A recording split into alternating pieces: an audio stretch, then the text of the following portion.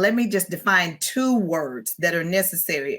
Language. We must understand language with whatever it is we're dealing with. Grief has a language. So grief and mourning are two words that we must understand. I was going to ask you about those too, but I didn't want to put it back in. Yes, that's the plan. I always share that because that's what we build on. Everybody grieves. This is what we talk. Everybody grieves. What is grief? It's the internal response to any kind of loss. This is why the world is grieving now.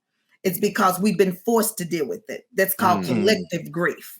When we're dealing with massive loss, such as disasters, pandemic, war, all of us are grieving, even if you didn't have a person to die directly from COVID-19. You're still going through the grief process. Yeah. So, but it's not only, but now you got to touch on this too, because I know you're going to touch on it, because grief is not only dealing with death. Absolutely. You know what I'm saying? We had a homie Terry on here, and Terry is he's in the financial industry, banking, and he's been at home for a year and a half. And Terry is a extrovert to the T. And going back in, he's like, yo, I became an introvert. Yes, absolutely.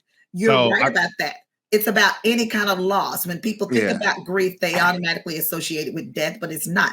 Again, that's why it's hit the world by storm, because many people were going through grief and didn't know it because they lost their jobs, lost their health, lost their homes, all of that. Yeah. So everybody grieves. And some of you may have even made this statement. Well, everybody grieves differently. Technically, everybody grieves the same. Ooh. We mourn differently.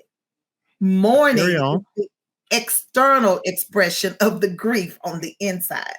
So I help people mourn. So getting to your question, that's the foundation. Your question is, what does it look like? It may look like anger. It may look like sadness. It may look like avoidance, where you clearly know that this person is going through grief, but they're in denial about it. So how it looks for everyone is going to be different. It may look like depression. And just allow me to say depression. Depression is a part of grief, but it does not mean that you are clinically depressed. Now, our culture, we run away from that. No, I'm not depressed. No, I'm not depressed. Yes, you are. You're depressed. Sadness in its mildest form. Depression, you're supposed to be sad when someone dies or when you're hurt. So it looks different for everyone in the sense it depends upon how they allow themselves to express it or suppress it.